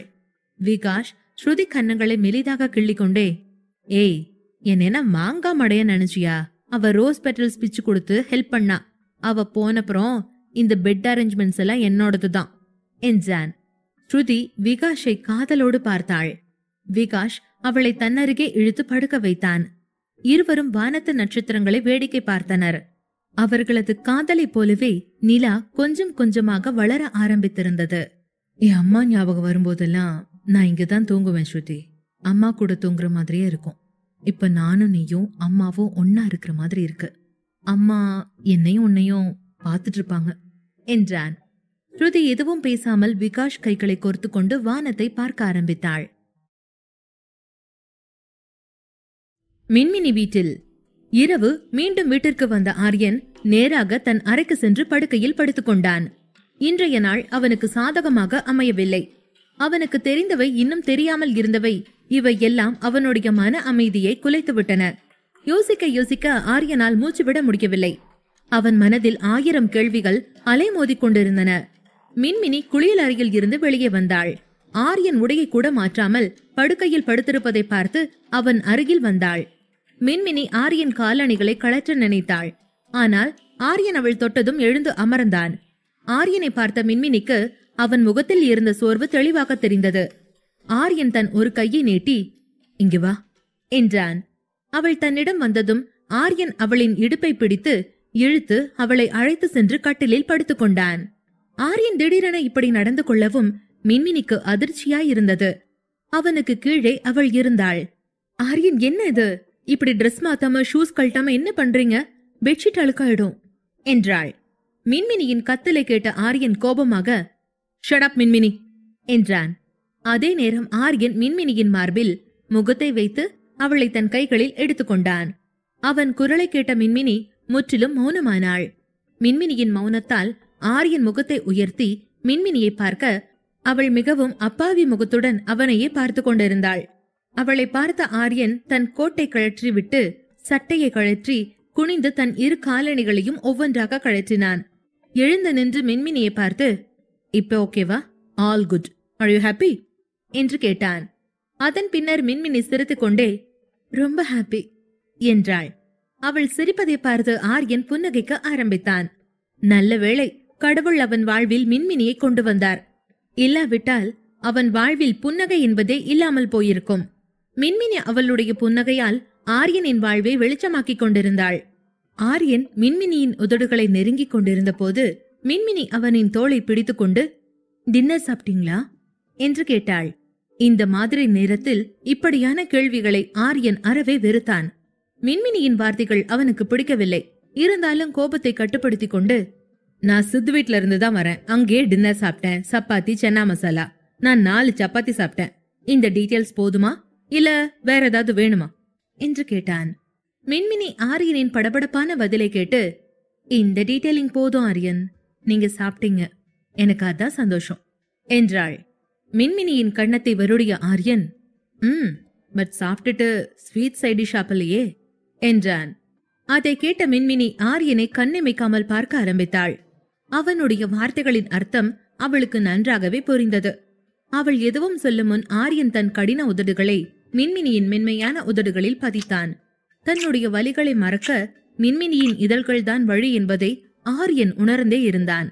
மின்மினியும் ஆரியனின் அணைப்பிலும் முத்தத்திலும் தன்னை கொஞ்சம் கொஞ்சமாக தொலைத்துக் கொண்டிருந்தாள். ஆரியன் ஒரு ஆழமான முத்தத்திற்கு பிறகு மின்மினியை விட்டு விலகினான். அதன் பிறகு தன் மூச்சை கட்டுப்படுத்திக் கொண்டு மின்மினி முகம் சிவந்து முகம் மூடிக்கொண்டாள். ஆரியன் அவளை நெருங்கி வந்து, "நமக்கு கல்யாணம் ஆகி 6-7 மாசம் ஆச்சு. இன்னமும் ஃபர்ஸ்ட் டைம் கிஸ் பண்ற மாதிரி ஏன் வெக்கப்படுற? நீ வெக்கப்படுறப்பதான் எனக்குள்ள ஏதேதோ ஆகுது" என்றான். ஆரியனுடைய வெதுவெதுப்பான மூச்சுக்காற்றை அவள் காதுகளுக்கு அருகே உணர்ந்ததும் மின்மினியின் உடல் முழுவதும் சிலிர்த்தது. பெட்ஷீட்டை பற்றி கொண்டாள். அதை பார்த்த ஆரியன் அவளை தன் கைகளில் பிடித்தபடி ஒரு கையால் இறுக்கிக் கொண்டிருக்கும் அவள் முஷ்டியை பிடித்தான். அதன் பின்னம் ஆரியன் நெருங்கி வருவதை மின்மினியால் உணர முடிந்தது. பின்னாலிருந்து அவள் கழுத்தில் முத்தமிட ஆரம்பித்தான். மின்மினி ஆரியன் பிடியில் இருந்து தன் கையை விடுவிக்க முயன்றாள். ஆனால் அவன் மின்மினியை மிகவும் இறுக்கமாக பிடித்துக் கொண்டிருந்தான். மின்மினி தைரியத்தை வரவழைத்து தொண்டையை சிறுமினாள். "ஆரியன், பிளீஸ் ஸ்டாப்" என்றாள். ஆரியன் ஒரு நொடியில் மின்மினியை தன் பக்கம் திருப்பினான். அவன் அவள் முகத்தை குனிந்து மிக மென்மையாக, "பிளீஸ் டியர், இன்னைக்கு என்ன எதுவும் சொல்லாத. எனக்கு நீ வேணும். நீதான் என் ஹீலிங் ஆரா. புரிஞ்சுக்கோ, என்ன நிறுத்தாத" என்றான். ஆரியன் குரலில் இருந்த ஏக்கத்தை மின்மினியால் உணர முடிந்தது. மின்மினி சுய நினைவை இழக்க ஆரம்பித்தாள்.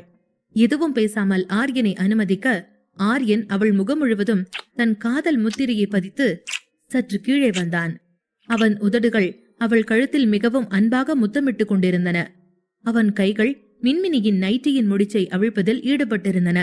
மின்மினி ஆரியன் கையை பற்றி கொண்டு வேகமாக, ஆரியன், ஐம் ஆன் பீரியட்ஸ் என்றாள். சொல்லிவிட்டு மின்மினி வருத்தத்தில் கண்களை மூடினாள். அவள் பேச்சை கேட்டு ஆரியன் கொஞ்ச நேரம் அமைதியாயிருந்தான். சிறிது நேரம் கழித்து அவளிடமிருந்து விலகி நேராக பாத்ரூம் நோக்கி சென்றான். ஆரியன் கொஞ்ச நேரம் கழித்து பாத்ரூமிலிருந்து மீண்டும் அறைக்கு வந்து மின்மினியின் அருகில் படுத்துக் கொண்டான். மின்மினி அவனை ஓரக்கண்ணை திறந்து பார்க்க ஆரம்பித்தாள். ஆரியன் தான் முக்கியமான நேரத்தில் நிறுத்திவிட்டதால் அவன் அவளை கோபித்துக் கொள்வான் என நினைக்க, ஆனால் ஆரியன் சாதாரணமாகவே இருந்தான். அடுத்த நொடியே ஆரியன் மின்மினியை நெருங்கி வந்து, ஐம் சாரி டியர், முன்னாடியே நீ சொல்லிருக்கலாம் என்றான். அதன்பின் அவள் வயிற்றை தடவை கொடுக்க ஆரம்பித்தான். அடிவயிற்றில் ஆரியன் கைப்பட்டதை உணர்ந்த மின்மினி ஆரியனை கேள்விக்குறியோடு பார்க்க, ஆரியன் அவள் வயிற்றை வருடி கொடுத்து, உனக்கு ஒன்னும் வலிக்கலையே, லாஸ்ட் டைம் உனக்கு அபார்ட் ஆனதுக்கு அப்புறம் இதான் உன் first periods, are you okay?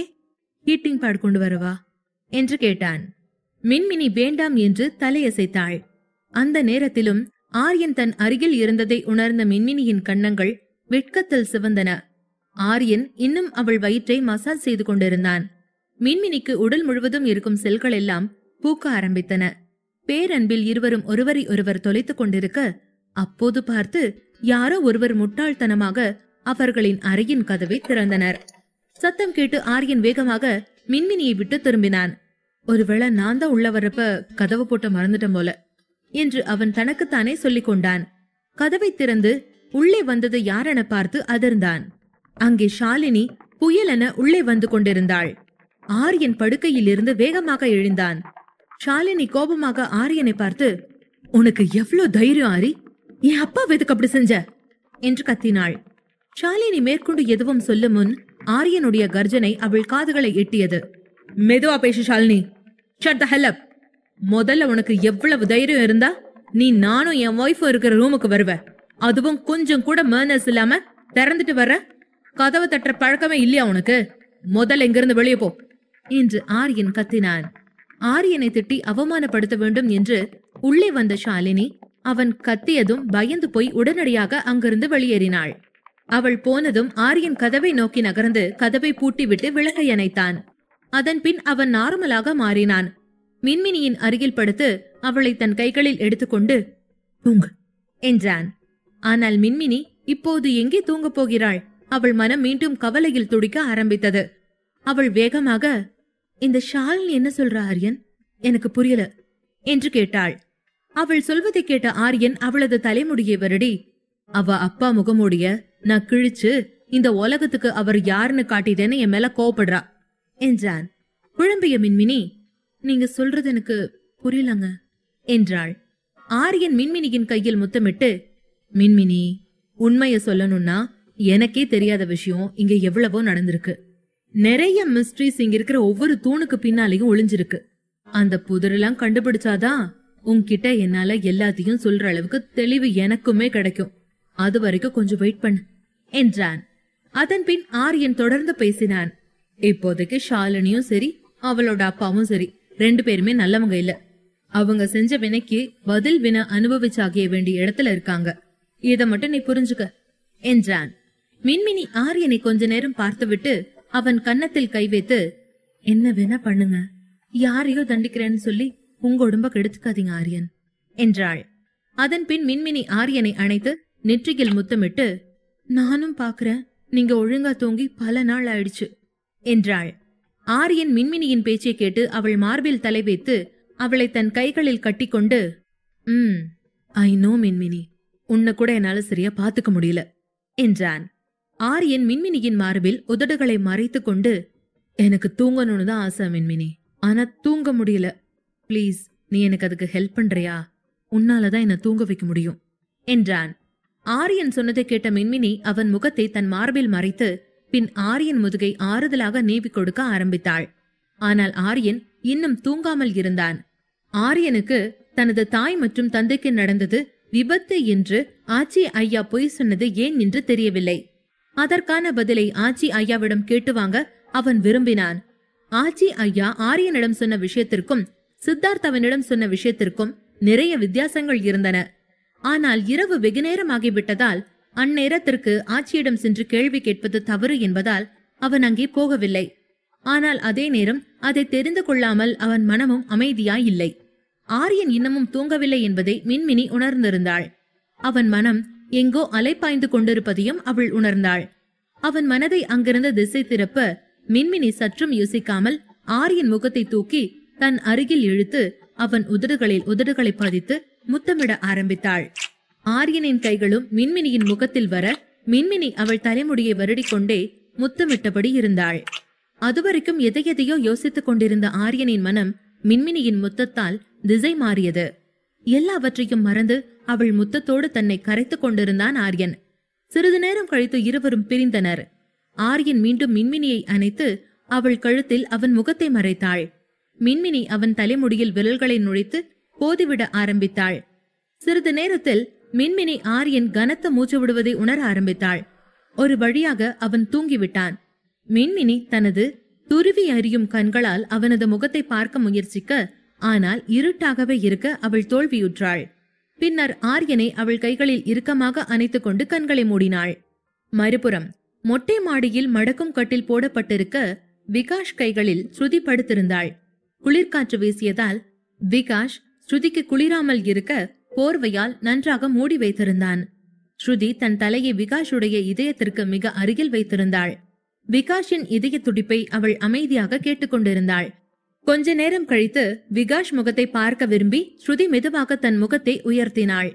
அப்போது விகாஷ் கண்களை மூடிக்கொண்டு, என்னாச்சு, ஏன் அசைற என்று கேட்டான். ஒன்றும் இல்லை என்று வேகமாக தலையை ஆட்டிய ஸ்ருதி மீண்டும் அவனை அணைத்துக் கொண்டாள். அதன் பின் எழுந்து வேகமாக விகாஷ் உதடுகளை லேசாக தொட்டாள். விகாஷ் கண்களை திறந்து ஸ்ருதியை பார்த்ததும் ஸ்ருதி அவன் கண்களை பார்த்து, I love you very much. அது உனக்கு தெரியும் தானே? பின்ன எப்படி நான் உன்னை விட்டு சஞ்சய் கூட போவேன்னு நீ நினைக்கலாம் என்று கேட்டாள். விகாஷ் ஸ்ருதியை கட்டிப்பிடித்து, லவ் யூ டூ. நீதான் என்னோட லவ், என்னோட உண்மையான லவ். அதனாலதான் நான் எல்லா சொந்தக்காரங்க முன்னாடி உன்னை உரிமையோட இந்த வீட்டுக்கு கூட்டிட்டு வந்தேன். இனிமே உன்னை யாருக்கும் விட்டு கொடுக்கறதா இல்ல என்றான். விகாஷ் சொன்னதை கேட்டு ஸ்ருதி அவனை இன்னும் இறுக்கமாக அணைத்துக் கொண்டாள். சற்று நேரத்தில் விகாஷின் கைகள் தன் இடுப்பில் அசைவதை உணர்ந்த ஸ்ருதி தன் முகத்தை தூக்கி அவனை பார்க்க ஆரம்பிக்க விகாஷ் மிகவும் வசதியாக அவளை பிடித்து தன் கீழ் அழுத்தினான். ஸ்ருதியின் தலை இப்போது தலையணையில் தங்கியிருந்தது. விகாஷ் அவள் மீது சாய்ந்து இருவரும் ஒருவரையொருவர் கண்களை பார்த்து கொண்டிருந்தனர்.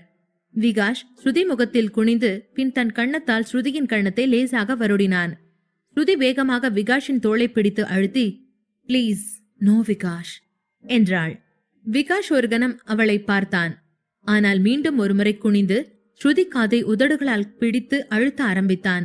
I love you so much my love என்று அவன் சொல்ல ஸ்ருதி வெடித்து அழ ஆரம்பித்தாள்.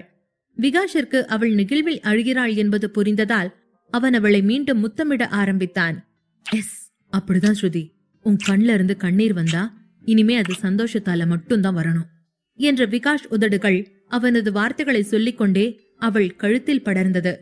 அவளது மூச்சு மேலும் கீழுமாய் தவித்தது. விகாஷ் சில நொடிகளில் ஸ்ருதியின் புடவையின் பின்னை திறந்தான். ஸ்ருதியின் இதயம் மீண்டும் ஒருமுறை கிளர்த்தெழுந்தது. விகாஷை மேலிருந்து தள்ளிக்கொண்டு எழ முயன்றாள். ஆனால் விகாஷ் அவள் கைகளை பிடித்து அவள் எழுந்து விடாமல் அழுத்தினான். பிளீஸ் லீவ் மீ விகாஷ் என்று ஸ்ருதி உறுதியான குரலில் சொன்னாள். அவள் குரலில் இருந்த கனத்தை உணர்ந்த விகாஷ் அவள் கையை விடுவித்து அவளை விட்டு அகன்றான். ஸ்ருதியும் விகாஷிடமிருந்து விலகி மொட்டை மாடி சுவர் அருகே போய் நின்றாள். விகாஷிடமிருந்து விலகி நிற்பது அவளுக்கு கடினமாக இருந்தது. அவன் அருகில் வந்தாலே அவள் வாய்தான் தைரியமாக பேசுகிறதே தவிர அவள் உடல் நடுங்குகிறது. எல்லாவற்றையும் தாண்டித்தான் இதுவரை பொத்தி பாதுகாத்த ஒன்றை அவன் அள்ளிக்கொள்ளப் போகிறான் என்கிற உண்மையை சந்திக்க அவள் மிகவும் தயங்கினாள். ஸ்ருதி தன் படபடப்பை கட்டுப்படுத்த முயன்று கொண்டிருந்த போது விகாஷ் பின்னாலிருந்து வந்து அவளை அணைத்தான்.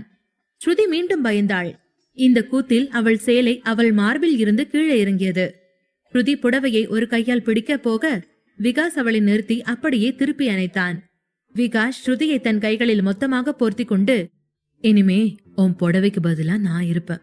உன்னை யாரும் தப்பா பாத்திராம நான் பாத்துப்பேன். ஐ ப்ராமிஸ் என்று அவள் காதில் கிசுகிசுத்தான்.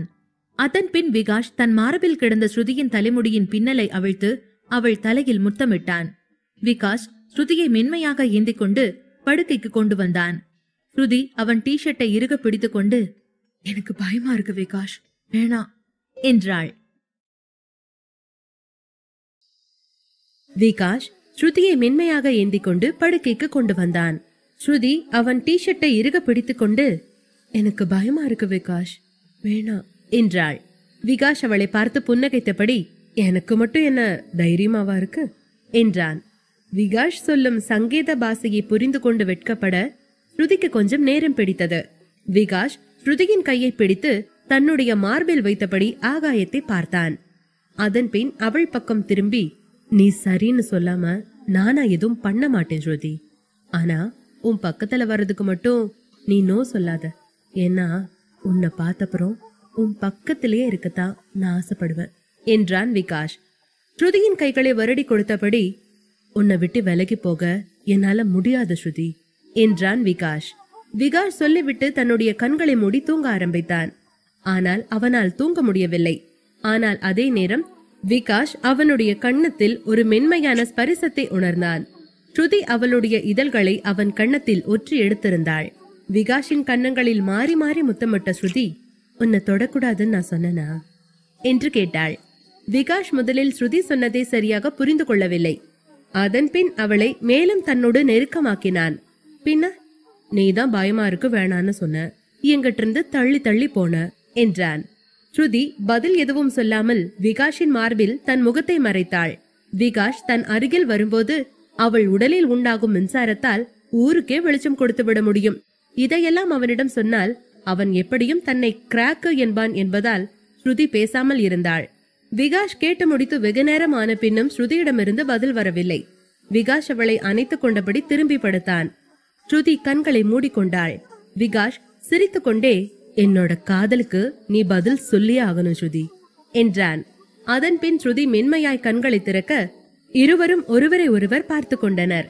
அதன் பின் ஸ்ருதி, நீ இவ்வளவு பக்கத்துல இருக்கிறப்ப எனக்கு படபடன்னு வருது, நர்வஸ் ஆகுற. இதுக்கு முன்னாடி எல்லாம் இப்படி தோணதில்ல, ஏன்னே புரியல என்றாள்.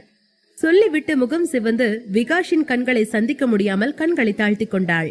விகாஷ் ஸ்ருதி கன்னங்களில் முத்தமிட்டபடி, எனக்கோ இது இருக்குதான் செய்து ஸ்ருதி. ஒரு ஆணும் பெண்ணும் நெருங்குறப்ப இந்த பதட்டம் இருக்கிறது சகஜம் போல. ஆனா அந்த பதட்டத்தை தாண்டி உன்னை நெருங்குறப்ப ஒரு கிக் இருக்கு, ஒரு அட்வென்ச்சர் செய்ய போற கிக். அது நீயும் இதையெல்லாம் அனுபவிக்க பழகிக்க என்றான். ஸ்ருதி மேலும் கண்களை இறுக்கமாக மூடிக்கொண்டு உதடு கடித்தாள். நீ என்ன சொல்ல வரேன்னு எனக்கு புரியுது, ஆனா இந்த நர்வஸ்னஸ் என்று சொல்லி வார்த்தைகளை முடிக்க முடியாமல் திணறினாள். ஸ்ருதிக்கு மூச்சு வேகமாக வாங்கிக் கொண்டிருந்தது. மேலும் கீழுமாய் அவள் மார்புகள் ஏறி தாழ்ந்தது. விகாஷ் அவளையே கவனித்துக் கொண்டிருந்தான். இயற்கை எவ்வளவு அழகானது! எத்தனை அழகான விஷயங்களை நமக்காக அது கருணையோடு கொடுத்து கொண்டிருக்கிறது. அதில் ஒன்றுதான் இப்போது என் எதிரே கிடக்கும் இந்த பெண்மை என யோசித்தவன் அவள் முகத்தை தன் விரல்களால் உயர்த்தி, என்ன ஆனா சொல்லி முடி ஸ்ருதி என்று தாபத்தோடு சொன்னான். ஸ்ருதி கண்களை திறக்கவில்லை. ஆனால் ஒரு பெரிய மூச்சை எடுத்துக்கொண்டு, இந்த நர்வஸ்னஸ் போகணும்னா நமக்கு நடுவுல இருக்கிற டிஸ்டன்ஸ் மொத்தமும் குறைஞ்சிடணும், என்னால் அவ்வளவுதான் சொல்ல முடியும், அதுக்கு மேல கேட்காத என்றபடி அவன் மார்பில் முகம் புதைத்துக் கொண்டாள். இரண்டு இதயங்களும் ஒன்றை ஒன்று உரசிக் கொண்டிருந்தன.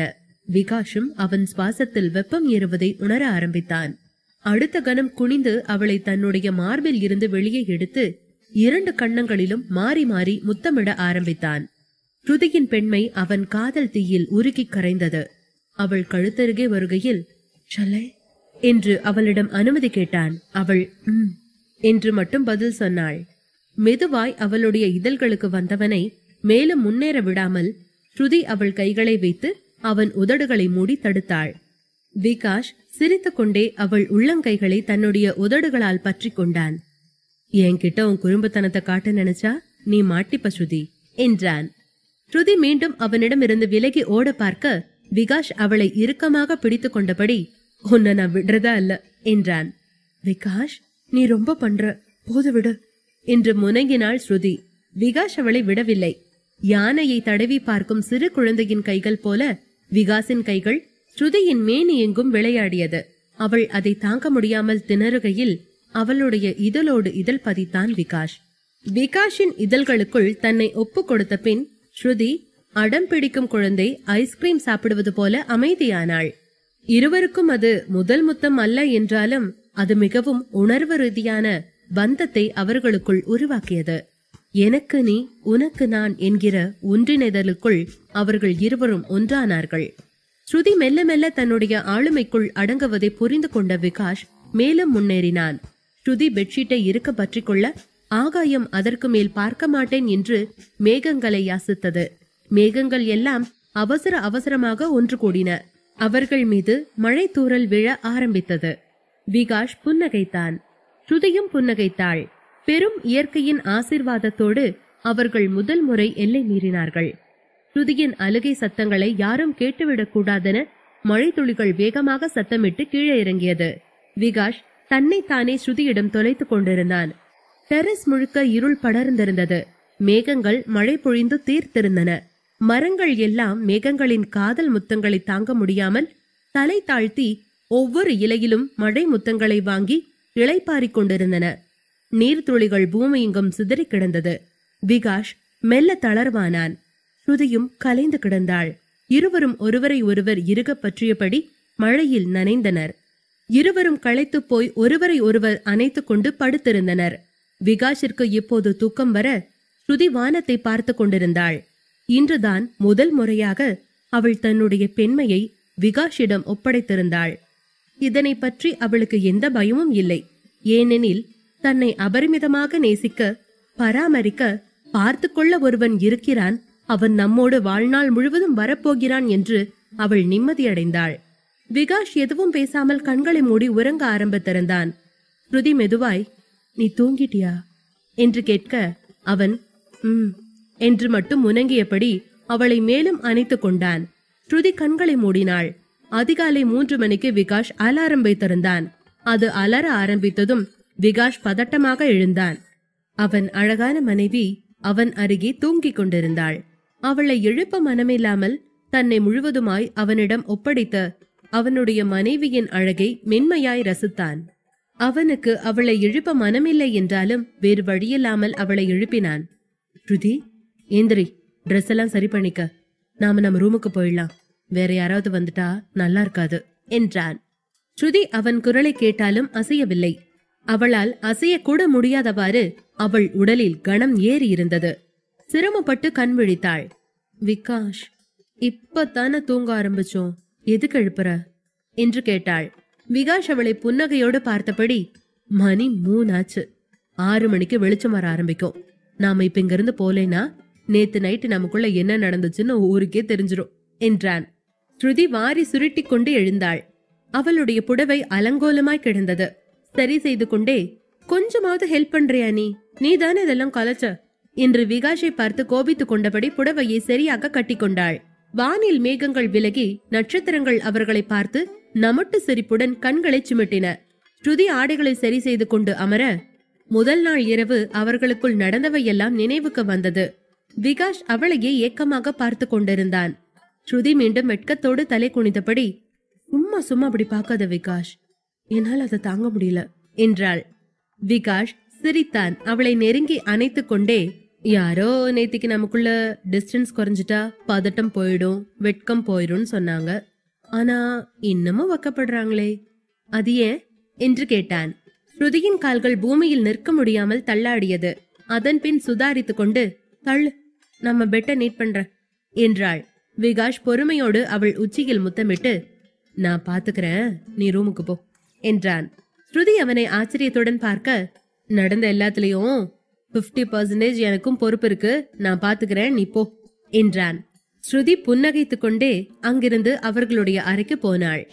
இந்த பக்கம் சிதம்பர விலாஸ் வீட்டில் மின்மினி கண்களை திறந்த போது ஆரியன் இன்னும் தூங்கிக் கொண்டிருந்தான். மின்மினி சத்தம் போடாமல் எழுந்து பாத்ரூமிற்குள் நுழைந்தாள். 1 மணி நேரம் கழித்து அவள் ஃப்ரெஷ் ஆகி அறைக்கு வந்தாள். அப்போது ஆரியன் படுக்கையில் இல்லை. ஆரியன் ஜிம்முக்கு சென்றிருப்பான் என்று அவள் புரிந்து கொண்டு கீழே போனாள். கோவிலில் ஆட்சியுடன் அமர்ந்து பூஜைகள் செய்தவள் அதன் பின்னர் டைனிங் அறைக்கு வந்தாள். விஜி பரபரப்பாக இட்லிகளை ஊற்றி இறக்கிக் கொண்டிருந்தாள். மின்மினி அவள் அருகே சென்று, தொட்டுக்கு என்ன பண்ணிருக்க என்று கேட்க, சாம்பார் தான்கா, இட்லி ஹாட் பேன்ல போட்டுட்டு இனிமேல் தான் பண்ணணும் என்றாள். சரி, நான் ஹெல்ப் பண்றேன். இன்னைக்கு சாம்பார் இட்லி வேணாம், லேட் ஆகும், நான் தக்காளி குருமா பண்றேன், நீ அதுக்கு கொஞ்சம் ஹெல்ப் மட்டும் பண்ணு. விஜயம் அவளுக்கு உதவி செய்ய 15 நிமிடத்தில் சுவையான காலை உணவு தயாராக இருந்தது. மின்மினி டைனிங் டேபிளில் உணவுகளை பரிமாற ஏதுவாக தட்டுக்களை அடுக்கி வைத்தாள். அப்போது காந்திமதி ஷாலினியுடன் சில டிராவல் பேக்குகளோடு ஹாலுக்கு வந்தனர். அங்கே அமர்ந்து பேப்பர் பார்த்து கொண்டிருந்த ஐயாவையும் ஆச்சியையும் பார்த்து, நான் சிங்கப்பூர் கிளம்புறேன் பெரியப்பா என்றாள் காந்திமதி. ஐயாவும் ஆச்சியும் ஆச்சரியமாக காந்திமதியை பார்த்தபடி ஏதோ சொல்ல வாயெடுக்கையில், அதுக்குள்ள என்ன அவசரம் காந்தியத்த என்றொரு குரல் மாடியில் இருந்து வந்தது. ஆரியன் மேலிருந்து கீழே வந்து கொண்டிருந்தான். சட்டை கைபட்டன்களை போட்டு கொண்டபடி, இன்னும் உங்க ஷேர் கூட பிரிக்கல, அதுக்குள்ள எதுக்கு அவசரமா கிளம்பணுங்கிறீங்க என்று மீண்டும் கேட்டான். ஆரியன் அப்படி கேட்டதும் காந்திமதிக்கு உள்ளூர உண்மையில் ஆத்திரமும் எரிச்சலும் வந்தது. ஆனாலும் அதை காட்டிக்கொள்ள முடியவில்லை. ஷாலினி ராஜின் குழந்தையை சுமக்கிறாள். ஆரியனுக்கு அவனுடைய குழந்தையை தான் அழிக்க நினைத்தது தெரிந்துவிட்டது. அதனால் அவளுடைய பேரப்பிள்ளைக்கு ஆரியனால் ஆபத்து வரலாம் என்று பயந்துதான் அவள் ஷாலினியோடு சிங்கப்பூர் கிளம்புகிறாள். இதையெல்லாம் வெளியில் சொல்ல முடியாததாலேயே காந்திமதிக்கு எரிச்சல் வந்தது. எனக்கு போனும் தோணுது, நான் போறேன், இதுக்கும் ஷேருக்கும் எந்த சம்பந்தம் இல்ல என்றாள் வெறுப்பான குரலில். உண்மையில் காந்திமதியின் அப்பா சொத்தின் பங்குகளை குடும்பத்தில் முதலில் பிறக்கும் குழந்தை யாராக இருந்தாலும் அதன் பெயரில் மாற்றிவிட வேண்டும் என்றும், அதன் பின்னர் முதல் குழந்தையை பின்பற்றியிருக்கும் அடுத்த குழந்தைகளுக்கு முதல் குழந்தையை விருப்பத்தோடு சொத்தை பகிர்ந்து கொள்ளலாம் என்றும் ஒரு வித்தியாசமான உயிலை எழுதி வைத்திருந்தார். அவரை பொறுத்தவரை குடும்பத்தின் மூத்த பிள்ளை பொறுப்பாக மற்ற பிள்ளைகளை பார்த்து கொள்ளும் என்கிற எண்ணம் தான் இருந்தது. தன்னுடைய பேரன் தன்னுடைய அண்ணனின் பேரன் என்றெல்லாம் அவர் மனதில் பாகுபாடு காட்ட பிரியப்படவில்லை. அதனாலேயே குடும்பத்தில் பிறக்கக்கூடிய முதல் குழந்தை, அது ஆணோ பெண்ணோ யாராக இருந்தாலும் பவர் முழுவதும் அவர்கள் குறிப்பிட்ட வயது வந்ததும் அவர்களுக்கு போகுமாறு உயில் எழுதி வைத்திருந்தார். அதனாலேயே காந்திமதி ஆரியனின் முதல் குழந்தையை அழிக்க விரும்பினாள். ராஜுவிற்கு முதல் குழந்தை பிறந்தால்தான் தன்னுடைய அப்பாவின் பகுதி சொத்துக்களின் பங்கையாவது தன்னுடைய மகன் அனுபவிக்க முடியும் என்று அவள் ஆசைப்பட்டிருந்தாள். இதனாலேயே காந்திமதி ஆரியனை வெறுத்து கொண்டிருந்தாள். தன்னுடைய பிள்ளைக்கு வரவேண்டிய சொத்தையும் ஆரியன் பறித்து கொண்டான். அடுத்து பேரனுக்காவது கிடைக்க வேண்டியது கிடைக்கட்டும் என்று அவளுக்கு தெரிந்த வகையில் சூதாடி பார்த்து கொண்டிருந்தாள். காந்திமதி மீண்டும் பல்லை கடித்து தன்னுடைய கோபத்தை கட்டுப்படுத்திக் கொண்டாள். ஆரியன், அதிகம் பேசாத, அது உனக்கு நல்லதுக்கு இல்ல. இது என்னோட வீடு, நான் வருவேன் போவேன். என் ஷேர்ஸ் என்னன்னு எனக்கு தெரியும், அதை எப்படி வாங்குறதுன்னு எனக்கு தெரியும். நீ சொல்றதுக்காகலாம் நான் போறதும் இல்ல, நீ வர சொன்னா நான் வரப்போறதும் இல்ல. எனக்கு என்ன தோணுதோ அதை மட்டும் தான் நான் பண்ணுவேன் என்று வெறுப்போடு பதில் சொன்னாள். ஆரியன் சிரித்து கொண்டே, டாக்குமெண்ட்ஸ் ஒர்க் எல்லாம் முடிஞ்சதத்த, ஒரு 2 நாள் மட்டும் இங்க ஸ்டே பண்ணுங்க. உங்ககிட்ட சில கையெழுத்தெல்லாம் வாங்க வேண்டியிருக்கு. அதுக்கப்புறமா நீங்க சிங்கப்பூர் போலாம். நான் ஏற்கனவே ஏர்போர்ட்டுக்கு கூப்பிட்டு உங்க டிக்கெட்ஸ கேன்சல் பண்ண சொல்லிட்டேன் என்றான். அதற்கு மேல் பேச முடியாமல் போனதால் காந்திமதி கோபத்தோடு ஷாலினியை அழைத்துக் கொண்டு அவருடைய அறைக்குள் போனார். ஆரியன் சிரித்து கொண்டே சாப்பிட டைனிங் அறைக்கு போக ஆச்சியும் ஐயாவும் அவனை ஆச்சரியமாய் பார்த்து கொண்டே அவன் பின்னால் போனார்கள். மின்மினி ஆரியன் எதற்காக இப்படி செய்கிறான் என்று புரியாமல் ஆரியனை கோபமாக பார்த்தாள். அவர்கள் அனைவரும் ஆரியனை முறைத்து கொண்டிருக்க ஆரியன் எதுவும் தெரியாதவன் போல இட்லியை பித்து குருமாவில் தோய்த்து, ஆஹா என்ன ஒரு டேஸ்ட், இத பண்ணின கைக்கு நான் வைர வளையல் தான் போடணும், பிரமாதமா இருக்கு என்றபடி இட்லிகளை சாப்பிட ஆரம்பித்தான். அதை கேட்ட மின்மினி தன்னுடைய கைகளை ஆரியன் முன்பு நீட்டினாள். ஆச்சியும் ஐயாவும் புன்னகைத்தபடி அவர்களுடைய விளையாட்டை ரசித்துக் கொண்டிருந்தனர். ஆரியன் மின்மினியை சீண்ட மின்மினியும் ஆச்சியும் ஐயாவும் மீண்டும் சந்தோஷமாக பேசிக்கொண்டே சாப்பிட ஆரம்பித்தனர். மாலை டியூட்டி முடிந்து விகாஷ் வீட்டிற்கு வருவதற்காகவே காத்திருந்ததை போல அவனுடைய தாத்தா, விக்கி ஹார்ட் ஒர்க் பண்றத பார்த்தா நமக்கு கூடிய சீக்கிரமே ப்ரமோஷன் கன்ஃபார்ம் என்றார். அதை கேட்டுக்கொண்டிருந்த பிரதாப் அவர் அப்பாவின் பக்கம் திரும்பி, உங்களுக்கு கொஞ்சம் கூட விவஸ்தையே கிடையாதுப்பா, நம்ம மருமக வீட்டுக்குள்ள இருக்கா, இனியும் பேச்சுலர் மாதிரி சங்கோஜமே இல்லாம எதையாவது பேசுறத குறைச்சுக்கங்க என்றார். தாத்தா காஃபியை கொடுத்து கொண்டே, யாரு வெக்கப்படணும், எதுக்கு வெக்கப்படணும், நான் நல்லா வெக்கப்பட்டிருந்தா இன்னைக்கு நீங்க நின்னு பேசிட்டு இருந்திருப்பியா, உங்க 4 பேர்ல ஒரு ஆள் கூட இங்க வந்திருக்க முடியாது என்றார். அதை கேட்ட பிரதாப்பிற்கு புரையேறியது. அடுத்து தன்னைத்தான் அவர் வம்புக்கு இழுக்கப் போகிறார் என்பதை உணர்ந்ததால், போய் ராமாயணம் மகாபாரதம் படிக்கிற வழிய பாருங்க, உங்க வயசுக்கு அதான் சரி என்றார். அதனால் கோபமான தாத்தா, யாருக்கு வயசாச்சு, பேசுறத வச்சு பார்த்தாலே தெரியல, நீதான் என்னோட தாத்தா மாதிரி பேசிட்டு இருக்க. பூமர் பையா, மரியாதை இங்கிருந்து ஓடிடு என்றார். அதை கேட்ட பிரதாப் நிற்காமல் அங்கிருந்து வேகமாக வெளியேறினார். அதற்கு மேல் இருந்தால் கிழவர் அதையும் தாண்டி தன்னை மட்டும் மரியாதை இல்லாமல் பேசிவிடுவார் என்பதாலேயே பிரதாப் அங்கிருந்து கிளம்பினார். அர்ச்சனா அப்பாவையும் பிள்ளையையும் பார்த்து சிரித்தபடி அப்பாவிடம் இருந்து காஃபி கப்பை வாங்கிக் கொண்டு கிச்சனுக்குள் போனாள். விகாஷ் இந்த நாடகத்திற்கும் தனக்கும் சம்பந்தம் இல்லை என வேகமாக படியேறி தன்னுடைய அறைக்குள் நுழைந்தான். அங்கே ஸ்ருதி ஜன்னல் அருகே அமர்ந்து புத்தகம் படித்துக் கொண்டிருந்தாள். விகாஷ் உள்ளே நுழைந்ததும் வேகமாக புத்தகத்தை மூடி வைத்தாள். விகாஷ் ஸ்ருதியை நெருங்கி அவள் கன்னங்களை தடவியபடி, இன்னுமா நர்வஸ் போகல, ஆர் யூ ஓகே என்று கேட்டான். ஸ்ருதி அவன் மார்பில் சாய்ந்தபடி அவனுடைய யூனிஃபார்ம் பட்டன்களை கழற்ற ஆரம்பித்துக் கொண்டே ஐம் ஓகே என்றாள். விகாஷ் ஆடைகளை மாற்றிக்கொண்டே, நைட் ரெடியா இரு ஸ்ருதி, டாக்டர் ராகேஷ் நம்மளை இன்வைட் பண்ணிருக்காரு, நாம அவங்கள போய் பார்க்க போறோம் என்றான். ஸ்ருதி எதையோ சொல்ல திரும்புகையில் விகாஷ் பாத்ரூமிற்குள் நுழைந்திருந்தான். சிவானியை பார்க்க போகிறோம் என்னும் போதே ஸ்ருதிக்குள் பதட்டம் அதிகமாக இருந்தது.